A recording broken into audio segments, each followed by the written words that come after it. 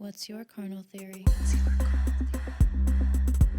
Hey there, you're listening to Carnal Theory, where we talk with experts from around the world to learn how taking command of our sexual story affects our personal wellness, sexual experiences, and relationships with ourselves and others.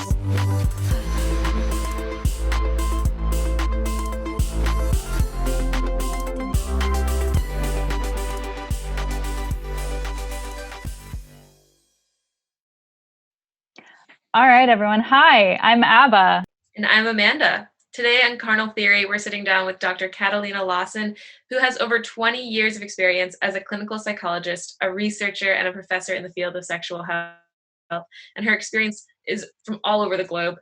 She was a part of the leading research team in the development of Aviva, the first sex therapy for Latina cancer survivors. She also hosts the Sex Marks the Spot podcast, which you can listen to and comes out on Wednesdays. Thank you so much for being here, Dr. Catalina. Thanks, ladies, for having me. Thank you.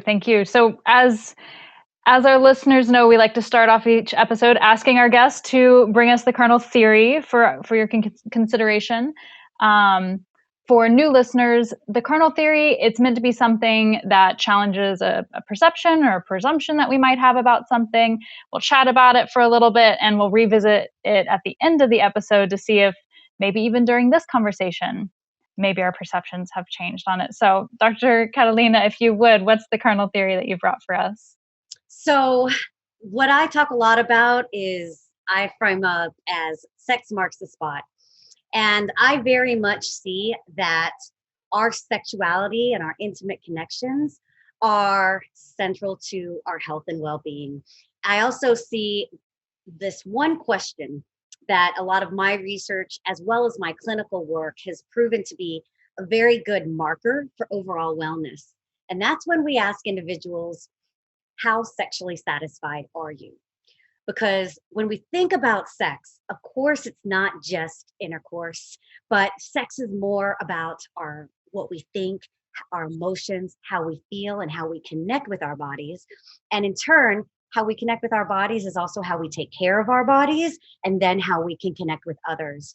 So much when you look at pretty much every health indicator, weight, exercise, stress, every mental health disorder, diabetes, cancer, cardiac disease, one of the significant indicators that generally actually falls off is our sexual well-being.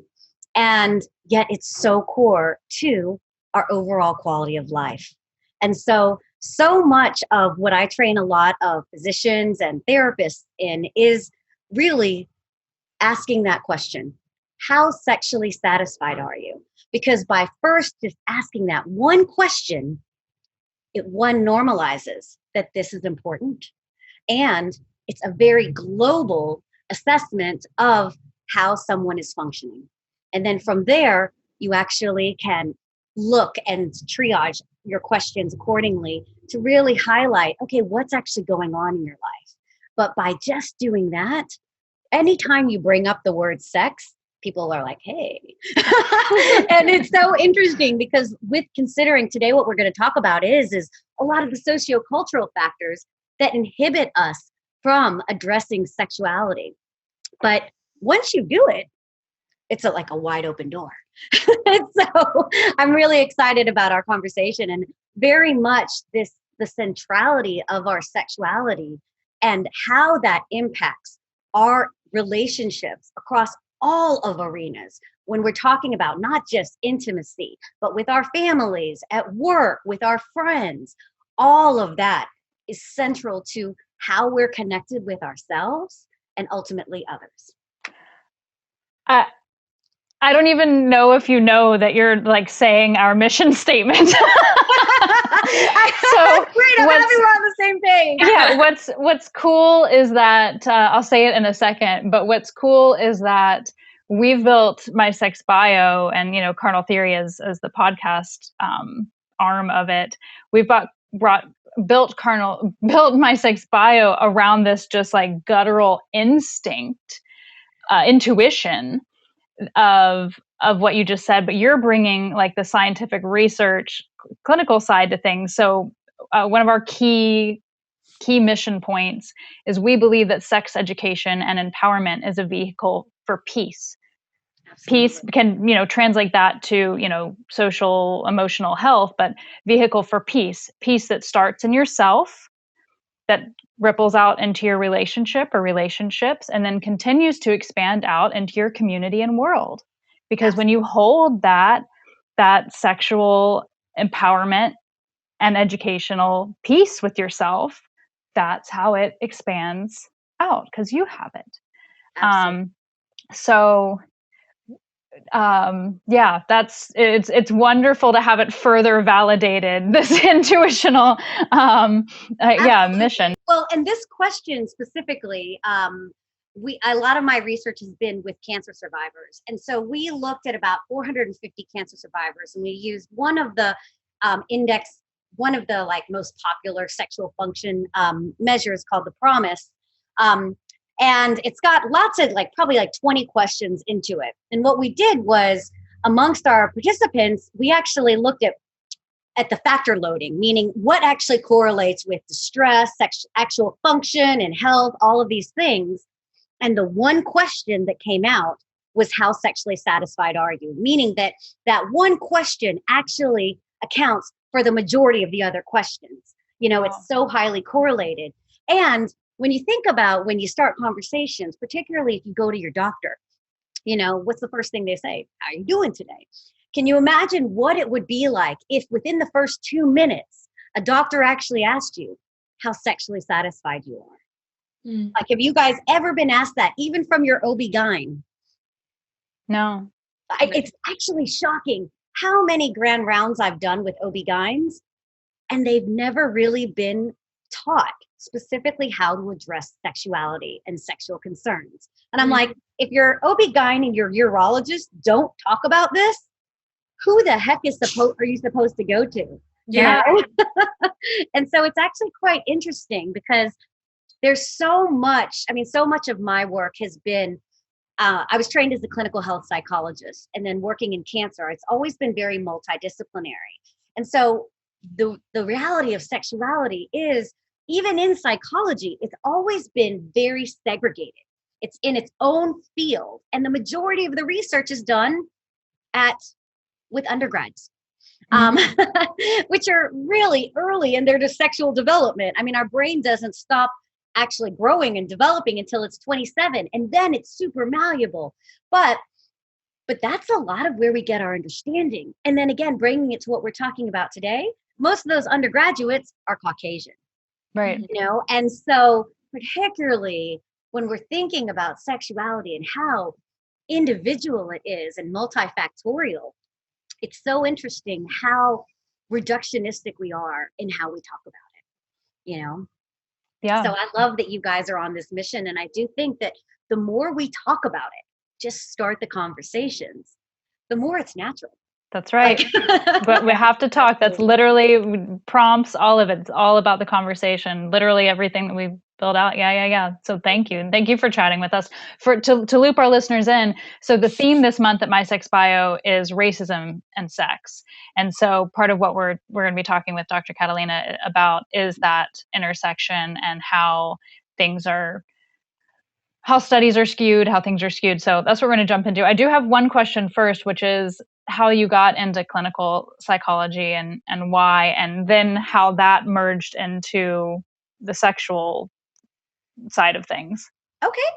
So I started undergrad. I went to undergrad at Indiana University, which is so funny because the Kinsey Institute is there, and I never did any work with them. Oh. But the first couple of years I went pre-med. And then after my sophomore year, I was like, I hated physics. I took it twice and really didn't like it. And that was basically my barrier. I was like, screw it. I knew I always wanted to get the highest degree I could. My mom was a psychiatrist and also a workaholic. And I knew I didn't want that. And my brother was a physician. And so I had this idyllic idea of academia.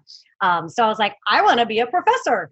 I always loved university campuses and that environment. And I thought, I want to have kids, summers off. And unfortunately, I went the academic route in like medicine, and that's not summers off. And so that whole idea was like not at all my reality. But long story short, I chose, I knew I wanted to be a professor, and I was like, what do I like? I like to talk. And it sounds so overly simplistic, but that really was a lot of, I'm sure there were factors. I mean, my mom was a psychiatrist, all of that stuff, but um, I started really liking a lot of my classes. So I changed my major to psychology. I did an honors thesis, and I started really looking at familial factors. I looked at familial factors leading to binge drinking in undergrads. That was just my honors thesis. But then after that, when I started going to grad school, my biggest thing was I didn't want to work or be a therapist, because I did think I had an abnormal professor who was like had a private practice and then taught abnormal. I was like, I want to be like him. So initially, I did think I wanted to be a therapist and be a professor at the same time. But and so I guess I knew I didn't want to do therapy with people like me, meaning I'm highly privileged. Even though I'm a first generation, my parents were incredibly poor. I very much had that immigrant mentality of, I was at that time middle class, upper middle class, and I had everything I could need.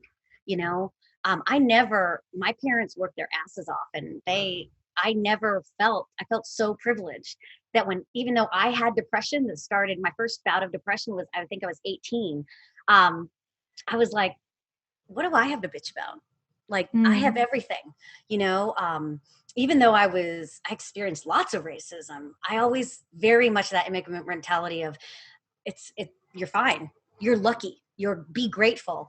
And so I knew I didn't want to work with people who were privileged. So I was like, and I also realized how hard change is.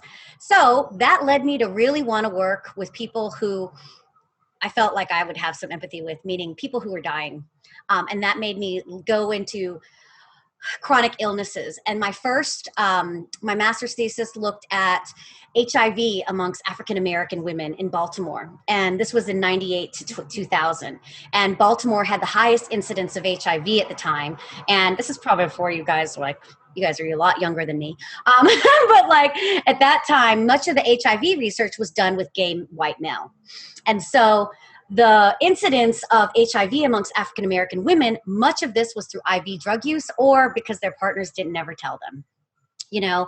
And so I was bringing women to meth clinics and really learning about a lot of the health disparities. And one of the biggest findings I found was, at the time, social support was getting so much, it's so important. But the reality was that actually wasn't a big indicator for quality of life in my participants in my study, because they actually didn't have a lot. You know, a lot of them were single mothers. They were on welfare, and there was a lot of shame around them having HIV. And regardless of if they didn't get it from IV drug use and they got it from a man, there was no talk of that. It was your fault. And all of these women lived in shame. And so a lot of that really started, I knew I wanted to work with immigrants or ethnic minorities. And so then in my PhD, I started working with Latinas and looking at cancer prevention and cancer survivorship. And that was really where I started focusing on recent immigrants and looking at the sociocultural factors and systemic factors that actually shape perceptions of our health, and particularly around breast cancer, and a lot of the stigma around it, and how that actually shifts preventative health, and also shame. And I mean, I met so many women who literally would have end-stage breast cancer, be lactating, but would be taping up their breasts because they weren't able to talk about it. And I mean, and the same thing even happened with one of my great aunts. I mean, she had metastatic breast cancer, was lactating. She was like 80 and nobody even noticed, you know, and I found this out on Christmas like 5 years or 7 years ago. And these are just the realities of being a minority, particularly in America, where health disparities are the highest of any Western country in the world. And so much of that emphasis was really what I went into focused a lot of my career on, was looking at ethnic minorities and immigrants and how that influences cancer prevention and cancer survivorship. I then started focusing in my postdoc. I did research with African Americans and Latinos, but then I also really, one of the things through my clinical work realized is that when people get cancer, it's not just them. It's very much their partners too. And so one of my first grants was to develop coping skills strategy training for individuals and their partners undergoing bone marrow stem cell transplant. And so we trained them. This was done at Cornell in New York. And really what we were looking at was figuring out how we can train them to manage the uncertainty of transplant before going into transplants. And we looked at how that actually helped them moving forward. And what we found was that when you particularly at the time, positive psychology was getting so much, there was a lot of challenges in it. And particularly in cancer, this idea of just be positive actually started showing that ended up inhibiting people from actually being real with their oncologists. They would report less pain.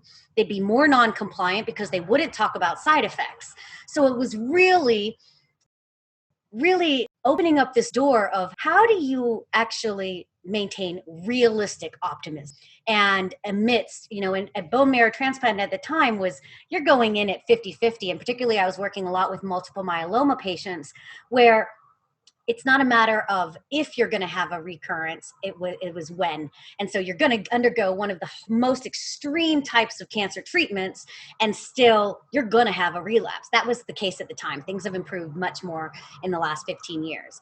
So my couples work kind of kept going and I really was starting to focus on that. And then honestly, I started getting jaded. I was a professor at University of Sydney. I started off in New York at Baruch College, and then I moved to University of Sydney and was in the psych department there. And I just kind of got really frustrated by the segregation between research and actually what's happening in the world. And particularly, the healthcare system in Australia is amazing. It's socialized and their disparities are very different. It's also it's just not as diverse of a place. And coming from Manhattan to then living on the beach in Sydney, I felt like I was in a bubble, So I got a little apathetic and I was like, screw it. I'm either leaving academia or I'm going to really work hard and talk about something I really love talking about. And I've always loved talking about sex. And then in my clinical work, it always comes up. So around 2011, I developed a team of oncologists, and I partnered with Cancer Council New South Wales, which is kind of like American Cancer Society for Australia. And we developed one of the largest e-health interventions called Rekindle. And what we did here was, it was a psychosexual e-health intervention that integrated CBT and sex therapy. And we basically tailored it for cancer survivors as well as their partners, women and men, rather than cancer specific, as well as it was the first sexual intervention to be tailored for heterosexual as well as same-sex attracted. So here we were really trying, so much of my research has been really to integrate and bridge the gap between what we know and who actually has access to it. So the idea here, and a lot of my research has really focused on getting out this support. So we ran that study through about 35 cancer centers in Australia, and that was where I was telling you about the How Sexually Satisfied questionnaire came from. And what we found was, a lot of the partners who would be in it, particularly if they were male, would be in it alone and wouldn't actually tell their wives that they were doing the intervention. Oh. So you saw a lot of the nuances of how, particularly in the context of cancer. I mean, I think one of the things I love about working with cancer patients is it's kind of like, you're doing this treatment to live.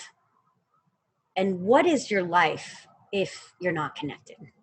And so really putting the emphasis on living, to really fully living, to me, that was really what focused on sexuality.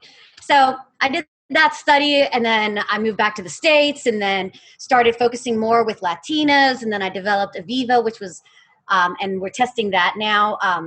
And it's an app for Latina cancer survivors, and I do done some work in Southeast Asia, and it's just kind of built and built and built, and at the core of it is very much integrating so much of, I've been lucky. I've my own personal experience. I've lived all these different places, all these different countries, and then being an immigrant, but then also having worked with health disparities for over 20 years, that I feel like so much of my work in the last few years has just been about integrating all of that and normalizing. I go into, a lot of my work has been in Vietnam and Bhutan, where, most of them aren't seeing a psychologist. So it's great for me because I'm no threat. Like, I'm not a surgeon. Like, the surgeons love me and I kind of look like them. And so they're all like, oh, they like take me under their wing. But I always get, when I go into with Latinas or more rural environments or in Asia, I always get, before I give a talk on sex, now, just remember, these women are very conservative and they're not going to want to talk about it. And then once I put my slide up, they're like, so can I have sex with my husband? And it's like, and it's just, and then we get into it. And within 2 minutes, it doesn't matter where I go, like, people will talk about it.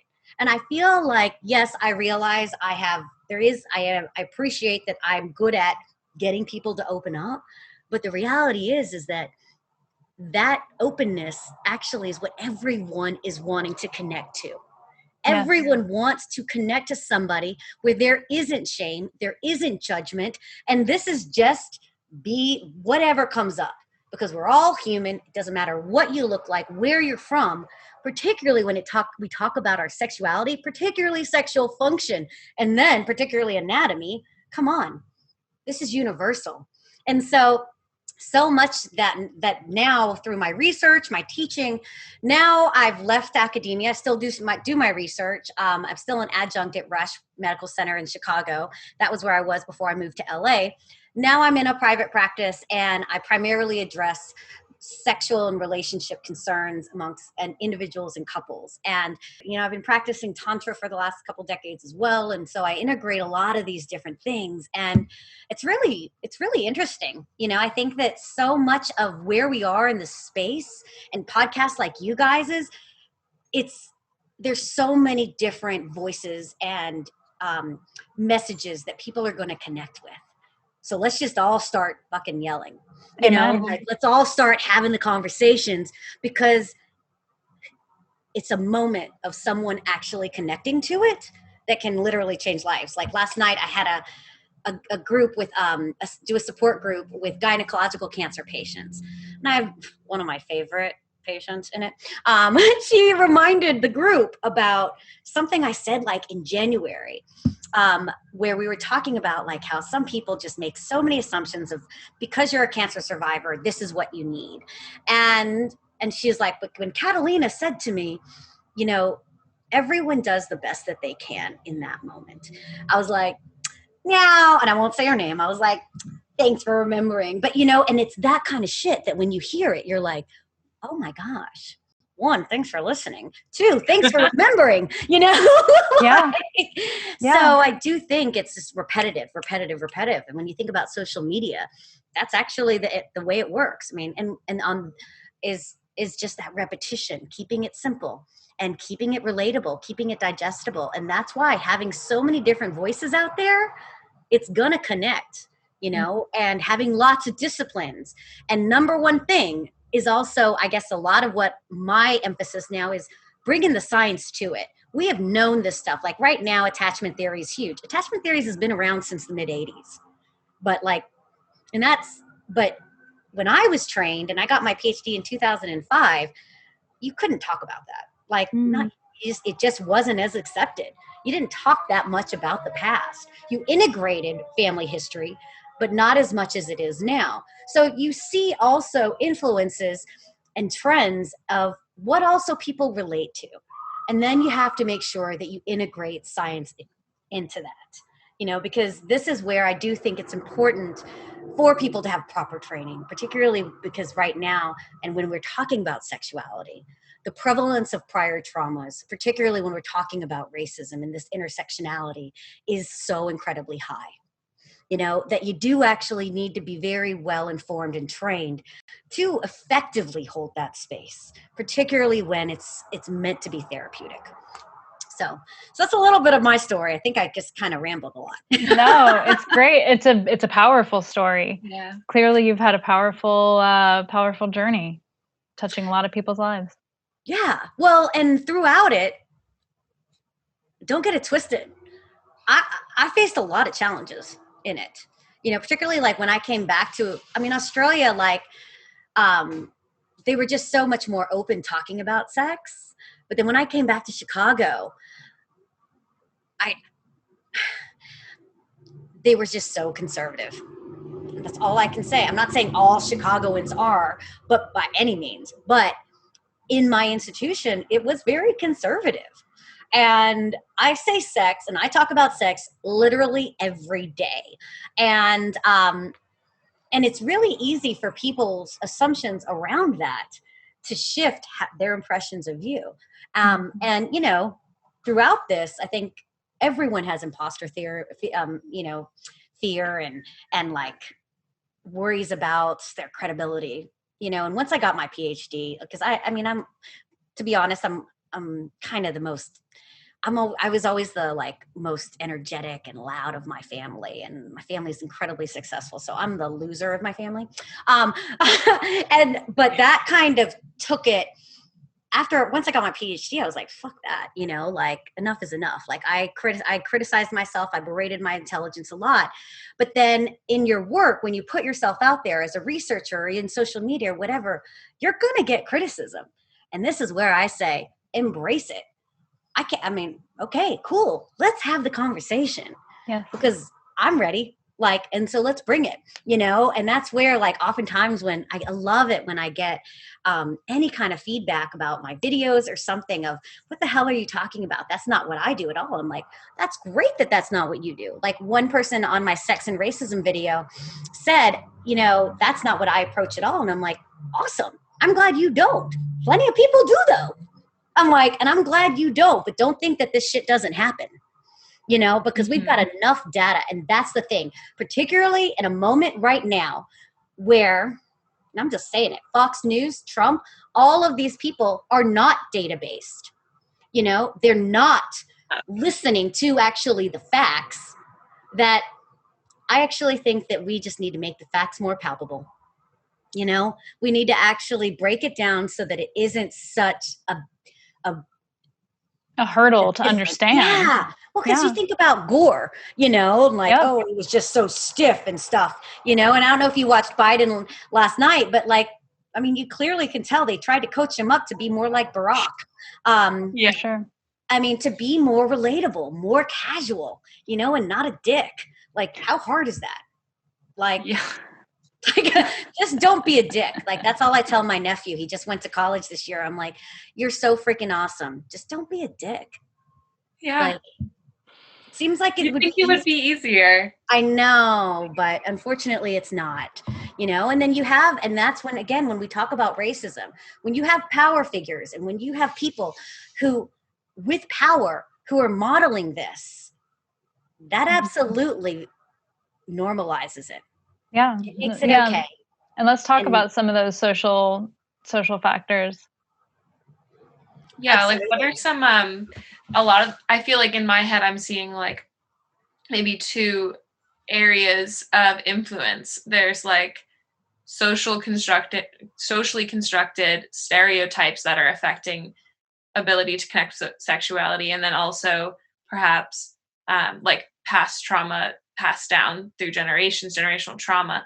Do you see more like intersections? What do you see as the intersections of sexuality and racism? So very much, I think I kind of see it as a big circle with a bunch of circles built within it that are all overlapping. And the biggest one is systemic. because so much, and whether that system is our government, our healthcare, our education, or religious organization, there is so much strength in systems, and systems become automatic. I mean, that's the whole idea of a system. And so when you think about systemic racism, and when I lived in Chicago, and right now what you're seeing in the news is, oh, crime is going up so high. Well, no shit, Sherlock. We've got a convergence of all of the ingredients for the shit is hitting the fan. And we are early days of this pandemic. So of course, and where are you seeing that crime? In 3 or 4 zip codes in the south side of Chicago, because it has been systemically over the last 40 years pushing all of the minorities to these 3 to 4 zip codes. And that is where you see every single disparity in murder rates, in employment, in cancer, diabetes, mortality rates, education, all of those factors you see in 3 or 4 zip codes. Okay. Systemically, that means that you're influencing education, healthcare, systems as far as police, even access to different services of water. I mean, I remember trash, what their environment, safety, all of those things, that is systemic. There are not opportunities for people to get out of that, And so you have that, but then that trickles down into, okay, then what's the community's cultural acceptance of that? This is where you see oppression now beginning to infiltrate mentalities. Nonprofits, schools, teachers, doctors are going to start feeling apathetic and powerless in their positions. And then what are they doing in their supportive roles? They're feeling less empowered to actually that they can do and provide the support that they do, so that then individually people aren't getting that support. Then you bring it down to the home. And then you have parents who have to work 2 to 3 jobs, and their kids left at home from the age of 6 on their own. I mean, I was a latchkey kid. I mean, I just was lucky enough that it was safe. I was in a suburb of South Carolina, but very much. I mean, I was very much of that latchkey generation. And that was just the way. My mom worked 6 days a week, 6:30 to 10:30 at night. And that was just the norm. But so then what do you get? You get stressed out parents and that aren't able to notice or help their kids out with education. And when you think about socioeconomic status and education, what do people learn when they go to school? They learn how to learn. They learn how to analyze, and they learn how to look for opportunities and take them. And then all of that trickles down. But then when you bring it into the family, then what do you have? You have mental health issues, domestic violence, substance abuse, and then that trickles down. And then you see generation after generation that trickling down on the family, then to the individual. Then that individual is going to pass that down, and then that carries on into how they proceed in their lives. Yeah, so, and we're not necessarily armed with critical thinking and creative thinking or systems thinking, so we don't have a place of even visualizing what's going on big picture wise, and therefore when it does get to us, we don't have the tools of what to do with it. How can I take this and either turn it into a good thing or turn it into something else? Because I don't have those skills. That's not what I was taught. Well, and at the center of that is even you saying that assumes that someone thinks they can. Right. Yeah, thinks that they have an option. Yeah. So many people, because what oppression does is it teaches learned helplessness. Suck it up, particularly as a minority and particularly as an immigrant. Just be grateful for what you have. You're alive, you're well, and hopefully you're eating. Be grateful for that. Don't strive for more. Particularly amongst immigrants, that's very much a mentality, because so many people risk their lives to get here. This whole idea, I mean, again, the facts around immigration, most people are not crossing the border, most people are not just working in factories. That actually isn't the majority of our immigrants. They don't, but people, again, I think that there's so much complexity, but the reality is that we are just inundated and overwhelmed with all this craziness, particularly right now. It's what major issue do you want to focus on, let alone can your brain handle? And this is where, when you think about Fox News and you think about Trump, that's why they stay on brand. They say the same things over and over and over. They say the same 4 to 5 words because cognitively, that's what our brains can handle. That's why it works. Yeah, you watch those John Oliver clips and it'll be, like bloody blah word, and cut from channel to channel, them just regurgitating the same stuff just to drill it in. Yeah. Yeah. Well, and you think about, like, when we're thinking about systems, think about every single religion, like, again, sure, prayers are repetitive. They're chants. Yeah. Stand up, stand down. Yep. And again, that is because that's how our bodies begin to learn. Yeah. And then it seeps into every part of our being, And so when you're hearing, he's had 3 years to give his bullshit, like, over and over. And everyone on the other side is like, WTF, but it's like, what the fuck? Actually, it's getting stronger because people are feeling validated in that. Yeah. And it can be mind-boggling for us, but this is where we got to remember. It's not like, oh, they're all idiots. No, this is resonating with them. Oh, for sure. Clear. Yeah. And the one thing that happens when people are in immediate stress and overwhelm is that it's a survivor mentality. When you have a survivor mentality, you take what you can get. Yeah. You don't think holistically. You don't plan. Your brain doesn't have the cognitive capacity to do it, let alone the logistical or concrete resources. Mm-hmm. Yeah, this person's offering me a solution. They're the only one that's saying it to me in a way that makes sense. I believe this person's solution and that they'll do it. Well, and when we bring this back to sexuality, it comes to how much we feel we can actually do what we want. How much power and control do we have in what we do with ourselves, our bodies, and our lives? And that's where no's turn into yeses. Mm-hmm. Yeah.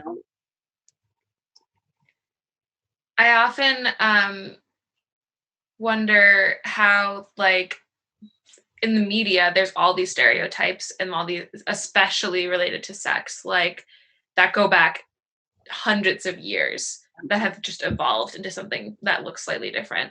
How do these, like, various stereotypes, like, even going back to slavery with the Black community, there's, like, the Jezebel, the Mammy, all these, like, historical stereotypes that have taken a place in current media. How do those affect people of color's relationship with their sexuality when someone is deciding what their sexuality is? Absolutely. Well, I think one of the things to keep in mind with all of this is the learnings that we have, how they influence both our explicit and implicit biases, right? Mm-hmm. So much of what of these norms and those things, those messages that we hear over and over, they influence our choices of our partners. Mm-hmm. And then you look at, and think about role models. I literally have one couple who I can actually say is a role model for a healthy relationship. And I do relationship therapy. And I know a lot of people are married, and with kids. There's very few that we can actually look to. So I do think that with a lot of these norms, and the gender roles that come with them, that's very much, again, at the core of when you think about attachment theory, you think about acceptance. You need to be acceptance. So this is where social norms actually really play in, because first and foremost, safety comes from feeling part of something and connected. And so you're going to look, these norms, whether they've been explicitly told to you or implicitly implied, those are going to send your brain's messages of, be like this, and then you're accepted. Be this kind of woman. Don't push yourself on this. Don't be too slutty. Don't hear those things. And then kids will hear messages of how their parents view other people. And then you'll watch you'll watch things. I mean, and then particularly now looking at like social media and actually what gets followers, like, I mean, and again, I know there's so many factors that I do think perpetuate these norms. And I feel like right now, with such an emphasis on looking at racism, I feel like it's the same thing with the Me Too movement. It's really highlighting where we are. Like, yeah, technology and medicine is advanced like eons, but these norms maybe I actually think they're just as explicit and implicit. What do you think keeps us stuck? Humanity. Unfortunately, or lack thereof. Well, I mean, when I say humanity, the reality is that inherent in this need to be accepted, like, is there is going to be, that's why you're going to gravitate and resonate towards whatever body it is that you resonate closest with. And I do think that with media right now and with just what has become acceptable in our systems, you literally, all of those things trickle down so that people just think this is just the way it is. When the Me Too happened, boys will be boys. That's okay. And when we think about racism, what's the number one, I mean, literally, and I hate to say this, but the reality is every single white male I have talked to, who I literally consider an acquaintance, maybe a friend, the number one quote I keep getting is, "I'm not racist." It's like the flat back, like the immediate, but this idea of this immediate reaction when you talk about racism with, and my experience has been with white males, and of course this is not just with them, but this is, that's been my personal experience lately, has been, "I'm not a racist." And again, that's where it's binary. And so when we think about it, again, bringing it back down to when I said it's being human, our brain thinks safe, danger. It thinks binary because that's what it immediately reacts to. So in moments when majority of people are overwhelmed and overstressed in westernized countries, all its brain is thinking is binary. It's not thinking holistically. It's not looking at dimensionality. It's not taking perspective. So immediately, what you're getting is reactivity. Reactivity becomes habits, then that becomes lifestyles. All of those, in those moments when you have no control of how you're reacting, the choice is automatic and it's not an intentional choice.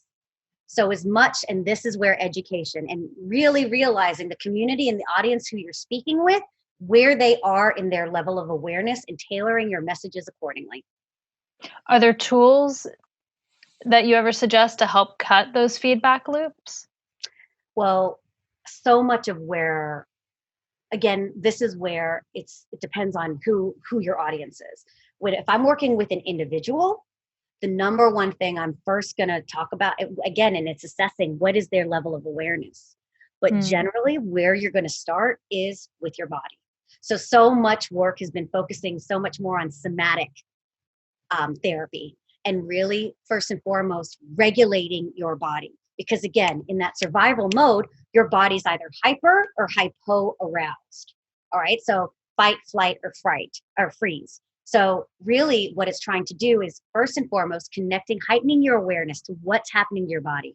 Is your heart rate increasing? Are you breathing? Or are you actually, particularly amongst individuals who've had a lot of trauma, are you just dissociated? You're numb. You have no idea or no connection. So first and foremost, you really work with an individual to reconnect with their body, heighten their awareness to that, because the thoughts aren't there. You have no consciousness in those moments. So cognitive behavioral therapy doesn't work then. So first and foremost, you have to connect to your body and then ground there. Then this is where the mindfulness comes in of, okay, where am I? Assess the moment, then access your cognitions, and then begin to say, okay, how do I want to respond now? What are my choices? But even building from what we've talked about, there's so many levels in there, you know, that you actually have to just really piecemeal. And I think that this is one of the hardest things. Like, man, I hope that this movement that we are going to is going to lead to change. But when you talk to most people, it's hard because you realize how all of these moments are choices, and they're accumulation of all of these choices going in a or a different direction, right? Because that's how, as an individual, your body learns, you know, and when it likes the way it was, it thinks that right now, if it is feeling safe, even when threatened, then and in survival mode, it wants to stay there. So again, so much of my work really starts off with connecting with your body, because that's where then you can then actually ask yourself, what am I feeling? What do I need? And then ultimately get to, what do I want? You know, which is, again, first and foremost, your body has needs, and that's all it's reacting to. It's reacting to some need and figuring out what that is. But then again, so this idea of desire is at a place where you're already safe, you know, then if it comes. And then when you think about, like, I mean, again, it's just like, oh yeah, get your basic food and water covered, then have some stability. I mean, a manicure is like all the way down here when you're thinking about self-care, right? Yeah. And so when we think about our sexuality, it's the same way. When you are so disconnected from your body, even if you are orgasming, that's probably just an automatic response. It's actually not necessarily like, it's more of a muscular response rather than actually like a systemic emotional response, you know? And you will get some of the benefits, you know, as far as hormonal changes and things like that. But really, when we're thinking about intimacy and actual connection to yourself and others, gosh, the majority of people, it's crazy how disconnected we are. Yeah. You mentioned on your site, you say sexuality is at the core of who we are as humans and where we come from. It's our life force. And that when we embrace and prioritize our sexuality, that we break free from this expectation and the experience, you get to the transformation of holistic healing. And I think that's also the power in sex that is completely ignored, not talked about, lack of education, like ignorance, like, you know, and just a untapped part of how we get that peace. Yeah. And as we're talking about, like, that peace that echoes out and creates larger peace, systemic peace. Absolutely. I mean, and it is just so interesting of literally how fundamental sex is for survival and propagation, that there is so much shame around it. And that our sexuality is the most intimate way we can express and connect ourselves to ourselves and others, that there would be any kind of shame around it. Yeah, it's weird. It's like yes, it's intimate. I think that sometimes there's this thought that if you talk about something, it loses its intimacy, maybe. Mm-hmm. But then there's what I see of the much stronger just reality that, like, most people aren't having that intimate side to begin with, and that most people are getting closer to that intimate side when they are talking about it and exploring it verbally with friends, with their partner, et cetera, et cetera.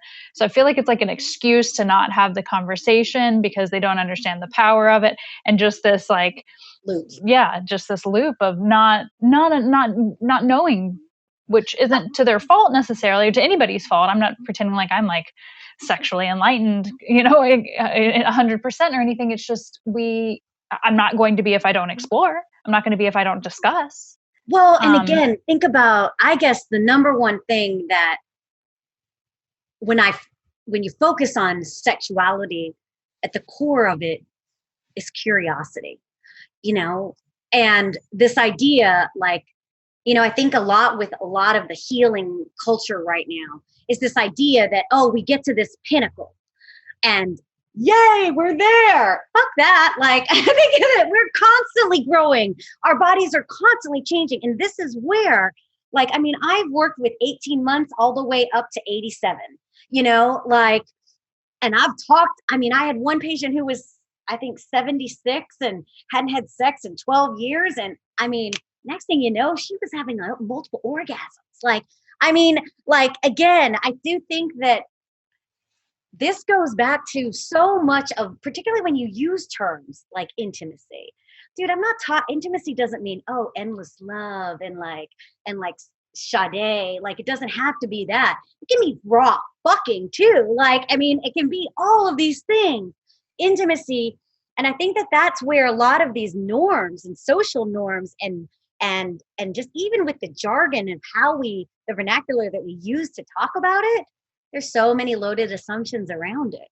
And that's where I guess I think it's important to identify what are the common patterns here? What are those loops? And because what you will see is that the biggest barrier to embracing sexuality is fear. Doesn't matter what it is. When you talk about shame, what's the end result? You're scared of being rejected or outcasted.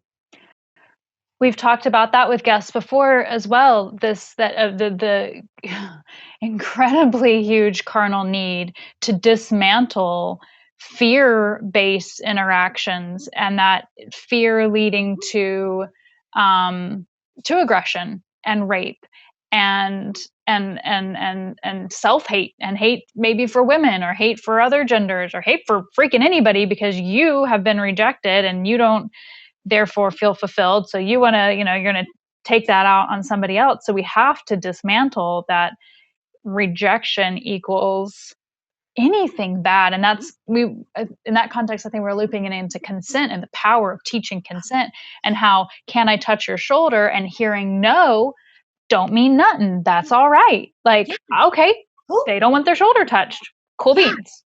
Can I stand near you? like. Well, and this is where, like, I mean, this is the thing. Again, going back to a lot of the systemic racism and the oppression. I mean, in so many cultures, in more cultures than not, saying no to anyone you perceive as having more power than you is a no-go. You know, like in business in Japan, there's not a way to say no to your boss. Yeah, that's a powerful statement. You're right. I mean, and I think that that's the thing that so much when we talk about assertiveness, we all, again, thinking about our audience, where are they? The concept of assertiveness is like, what the fuck? Come on. Like, that can seem so foreign. Literally last night in my group, I mean, I was literally talking to women who are in their 70s. And I was like, all you have to tell your friend is I'm nauseous after chemo. I don't want to eat. You can say no. And they're like, oh my gosh, these are upper middle class, educated individuals, let alone go to a country where it is natural to mutilate women like vaginas. I mean, come on. So we have a whole spectrum of what an individual feels like they can actually, this idea of consent, again, like it's such a different worldview. Yeah, for so many people. Yeah, I just had this thought, like, dismantling patriarchy is having the safety to say no. And that goes for all genders, for however you identify. Like, that's what, like, at a lot of the core of it, it might be able to be distilled down to that. Like, dismantled patriarchy equals you're safe to say no to someone or something. Yeah. Yeah. Yeah, I mean, and I do think that that's why I guess I'm realistic of, at least in my lifetime, how much change to expect. Because this is where I go back to humans are humans.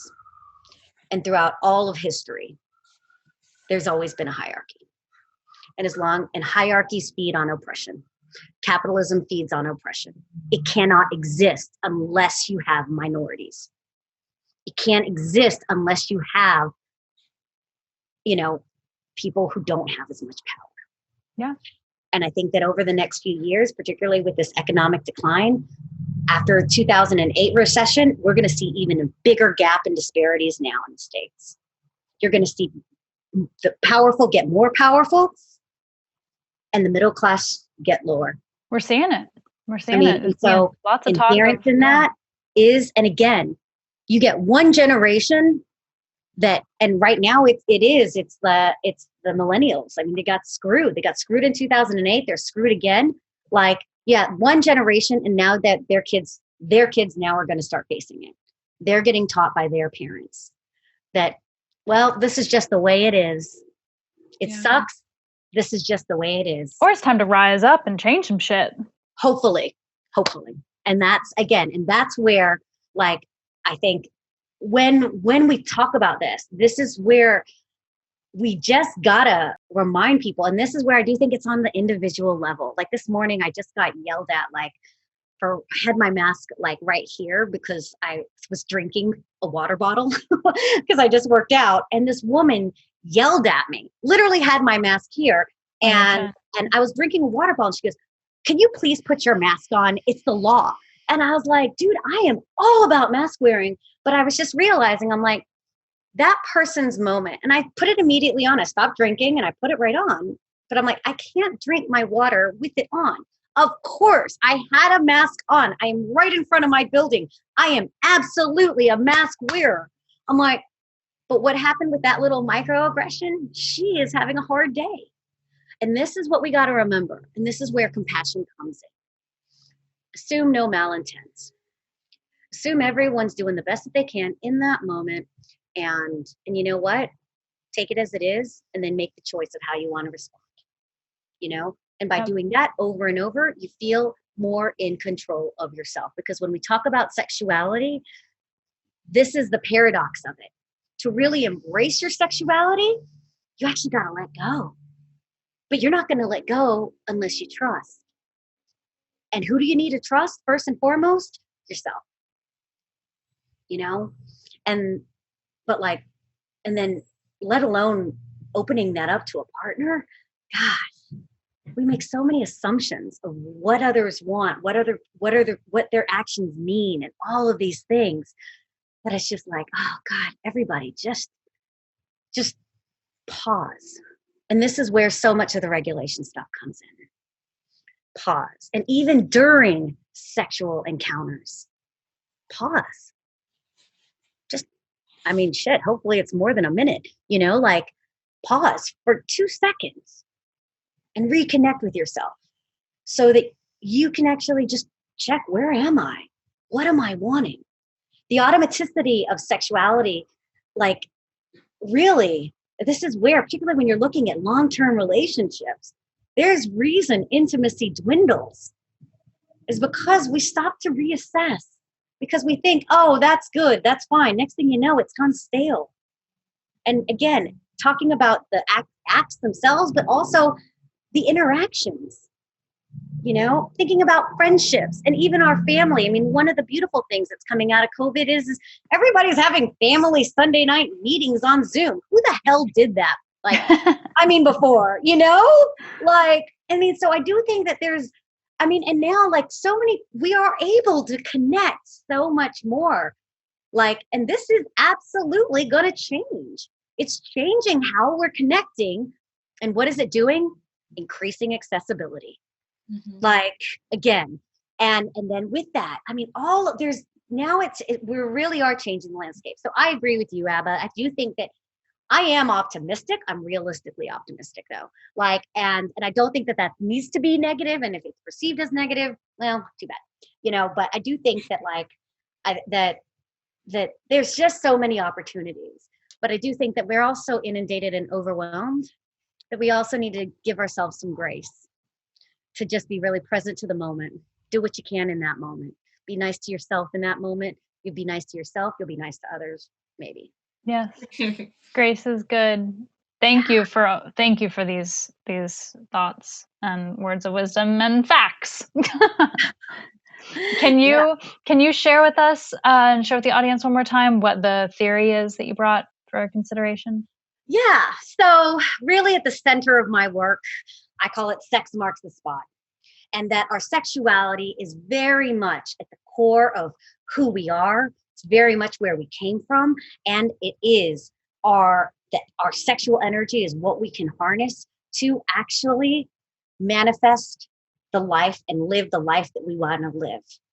And I do think that it is ultimately how we connect with ourselves truly, honestly, with no judgment, that we can then actually, and I love your really use of peace, give peace and love and connection to others. Thank you. Thank you so much for joining us today, and for everyone who's tuning in. We really hope that this episode has given you something further to reflect upon, and reach out to us with your questions and insights on our Instagram page at Carnal Theory. And definitely check out Dr. Catalina's work on drcatalina.org or on Instagram at dr.catalina. And also on YouTube, there's some wonderful, wonderful videos and resources to explore there. Thank you so much for being here with us today, Dr. Catalina. Absolutely, ladies. Thanks so much for having me. Thank you.